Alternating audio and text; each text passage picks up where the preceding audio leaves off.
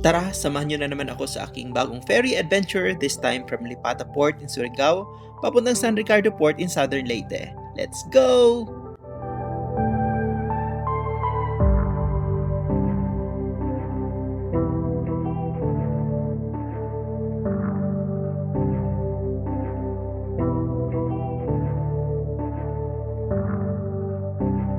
Ilang beses na rin ako nakadaan dito sa Lipata Port and mas okay dati kasi meron talagang fixed na schedule yung mga barko. Sa ngayon kasi nagdedepende sa load ng vehicles. So hindi pwede dito yung nagmamadali ka at may hinabol kang oras kasi minsan umaabot ng more than 5 hours ang pag-aantay para makatawid ka ng Eastern Visayas. If time is an issue, better depart from Surigao Port. Merong fixed schedule ang Ocean Jet Fastcraft at Fastcat Roro from Surigao to Maasin. Mas mahaba yung travel time at mas mahal ang pamasahe but sure ka na makakarating on time at least most of the time. Hindi pa rin naaayos ng Lipata Port Terminal since nasira ito nung Typhoon Odette in 2021.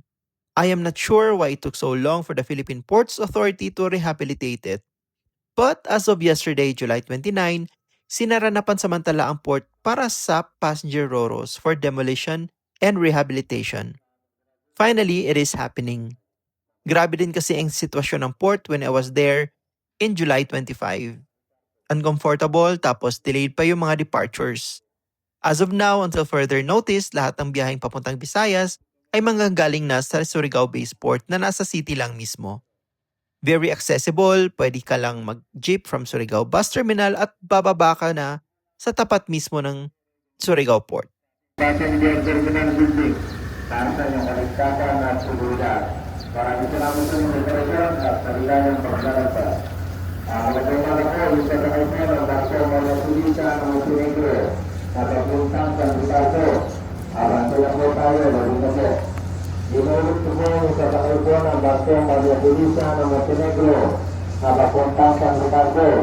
Abante na po tayo, lalo na po.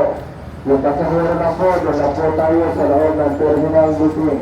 Lahat po ng mga pasahero, doon na po tayo sa loob ng terminal booking. Isang driver na po ang mga para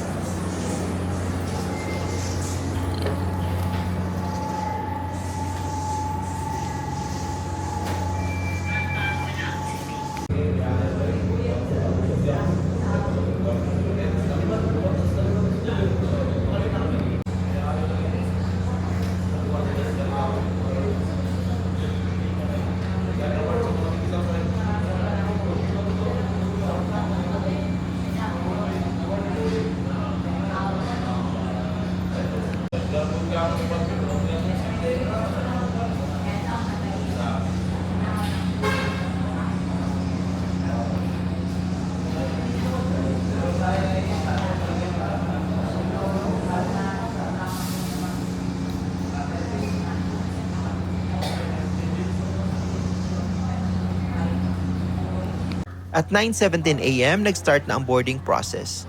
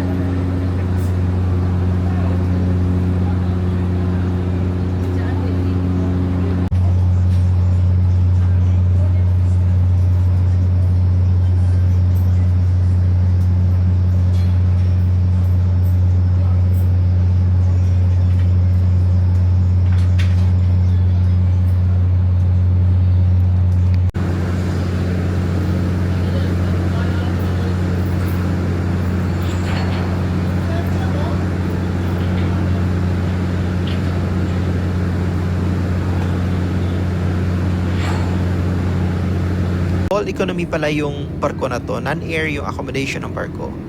Medyo mainit but since 1 hour lang naman, okay lang. Meron naman air-conditioned section yung barko but di daw gumagana yung aircon so sarado. May maliit na kantinang barko so pwede kang kumain ng noodles, meron din hard-boiled eggs, mga drinks at biscuits so pantawid gutom lang talaga.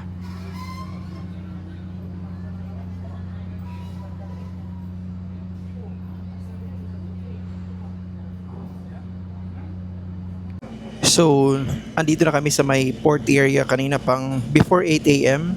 Pero now is already 10:30 and hindi pa rin nakaalis yung ferry. So basically dapat sabi kanina ng conductor doon sa driver na 10 a.m. daw ito aalis. But it's now 10:30 and mukhang aabot pa to ng 11 or anong oras pa. Yun yung problem dito, wala silang fixed na schedule when it comes to departure. So nag-aantay sila ng may enough na cargo or may enough na mga vehicles na sasakay sa barko bago sila umaalis. So hindi sila umaalis hanggat hindi nila anong tawag dito, hindi sila makakuha ng minimum na vehicles na sasakay sa ferry. So isang oras lang naman to basically kasi yung Montenegro Shipping Lines is operating na from Lipata Port to San Ricardo, Benit in Southern Leyte. Dati kasi sa ano to sila, sa Liloan. Tapos nung nasira yung port ng Liloan, lumipat sila ng St. Bernard. Pero parang lugi ata sila kasi medyo matagal yun, mga 3 to 4 hours. Tapos wala masyadong sumasakay na vehicles kasi nga medyo expensive na siya kasi mahabang biyahe. So bumalik sila dito sa San Ricardo kasi nasira din yung San Ricardo before, nasira tong port dati. I remember na nung bagyo nasira yung port kaya hindi siya maanuhan ng hindi makadock yung mga ferry. So yun, bumalik na yung Montenegro doon. And then hopefully makalis na siya before 11, but I doubt kasi parang wala pang signs na alis na siya any minute from now. And yeah. By the way, yung ano pala, yung terminal dito sa Lipata Port, sira pa rin siya until now. I remember din 2022 dumaan ako dito. Ilang months lang yon after Typhoon Odette. Kasi nasira to noong 2021 during Typhoon Odette. And I thought maayos na siya or at least man lang signs na maayos. Wala, as in sira pa rin. Wala talaga siyang cover, like walang glass na ceiling man lang. No, not ceiling, na wall. As in open siya, open area. Meron, pero at least merong gumagana naman yung scanner, bag scanner. So yun lang. And then wala ring terminal fee or kahit anong fees. Kasi nga maya naman sila, 'di ba? Mag-collect ng terminal fees na ganito kasira yung yung facility. And yun talaga yung problema dito. Talagang ito yung ayaw ko pag dito ako sa Lipata Port kasi nga yung schedule hindi fixed. Lahat dito yata ng mga ferries walang fixed na schedule, or kung meron man silang fixed na schedule, nadi-delay pa rin. Like for example, fixed yung schedule ng light ferries to Cabalian pero hindi siya hindi siya maalis on time. Ano pa ba? Ito ring dapat yung ALJ na shipping lines or shipping companies, meron naman siyang fixed na schedule pero ayan, yung Ormoc nga dapat dun sasakay kasi dapat Padre Burgos yung dadaan yung Ormoc na bus.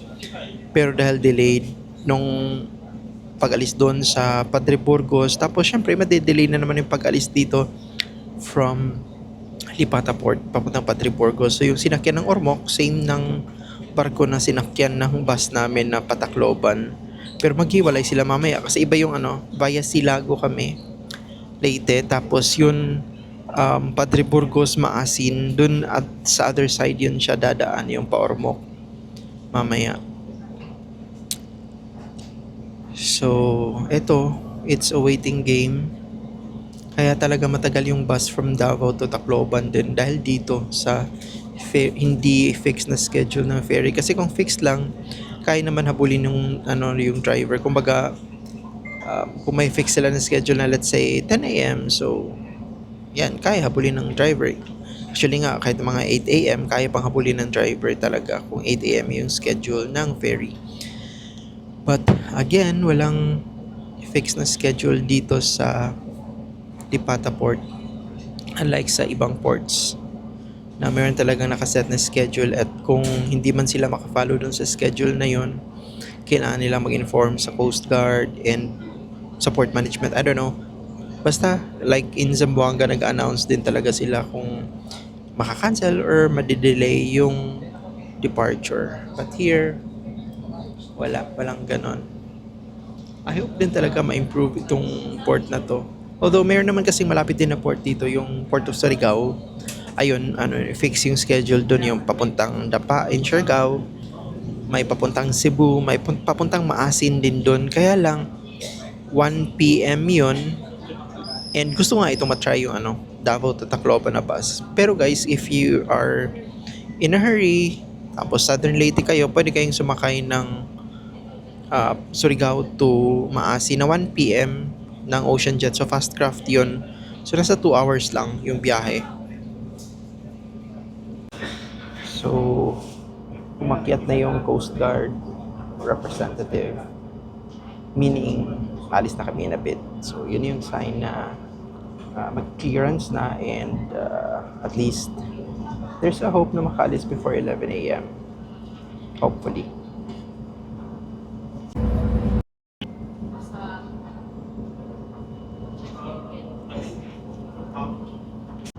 We're finally leaving Lipata Port at exactly 11 a.m. So, yun, delayed ng 1 hour based doon sa schedule na binigay nila doon sa ticketing counter.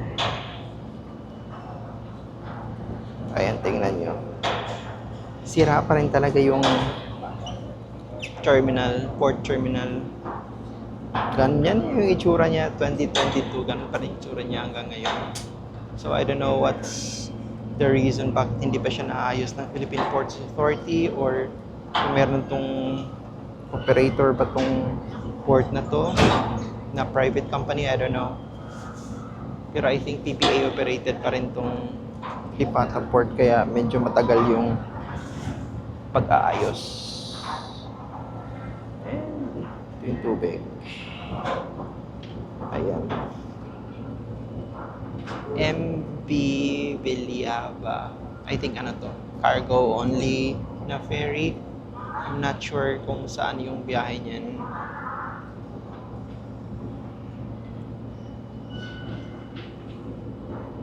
So, ayan.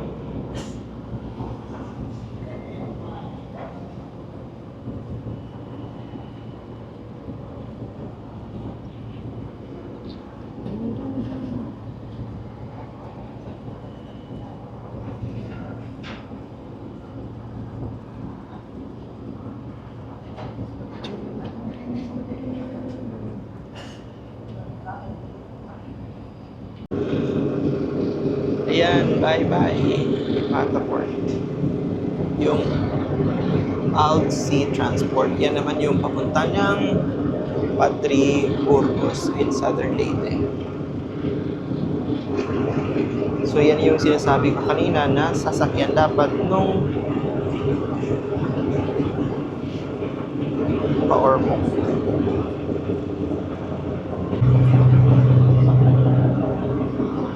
So yung biyahe nito is nasa 1 oras lang from here in Lipata Port papunta ng San Ricardo or Benit Port in San Ricardo, Southern Leyte.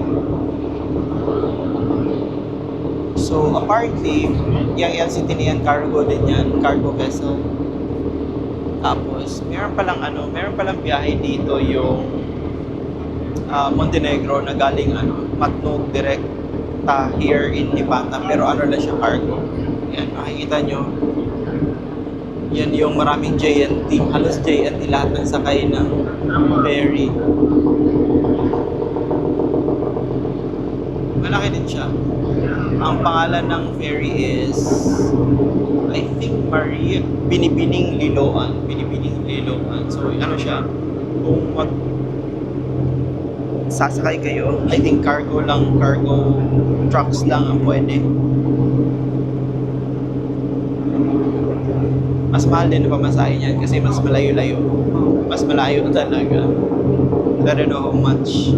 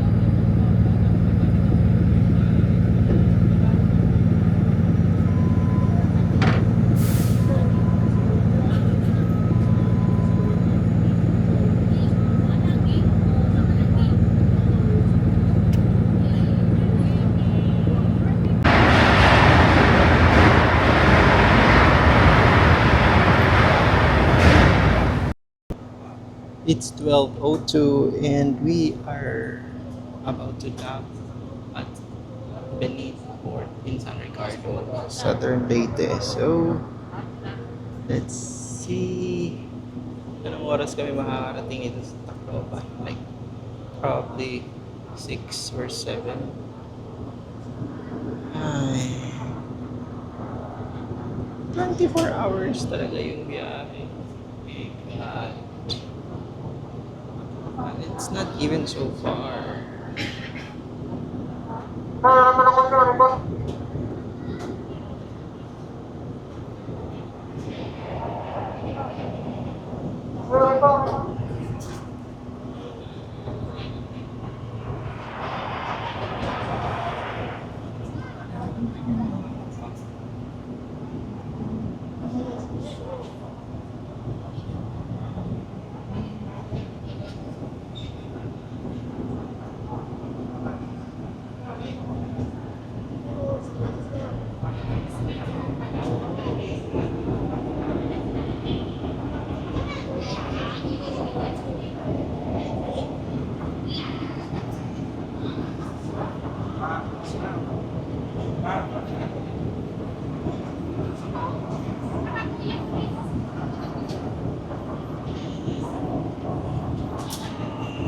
So it's called the Port of San Ricardo pala.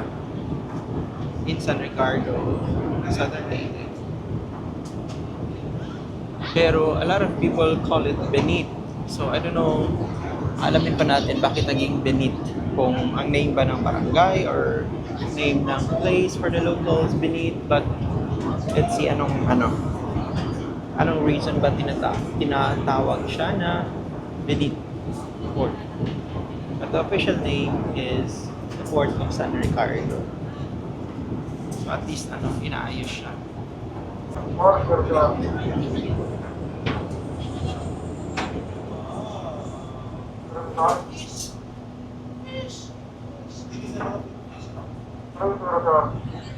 Ayan. In fairness, sobrang laki na pinagbago ng port na to.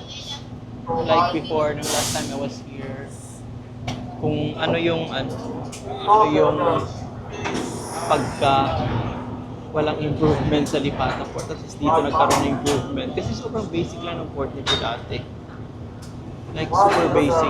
Wala pang halos terminal building. Now, meron ng terminal building, maayos yung parang docking area. It's good. Hindi umabot yung ni Kuya. Ayaw yung umabot.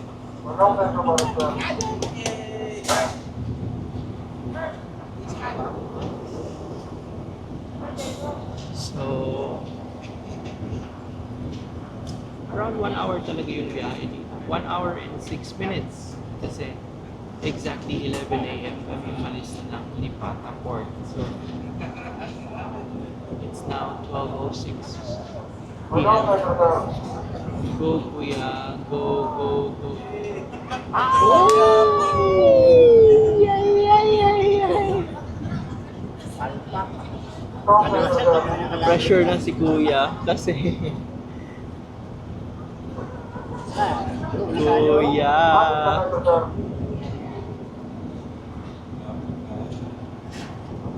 Go, go, go.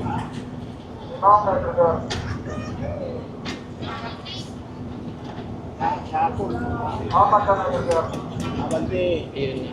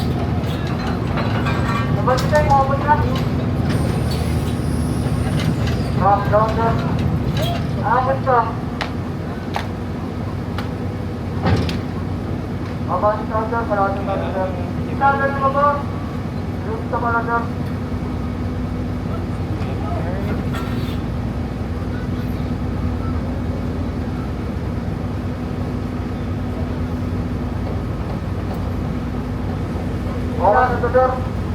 Sabi ng mga lobby sir, okay na sir. Pampalin ka na. Sigura na? Roger sir. Sir ka na bro.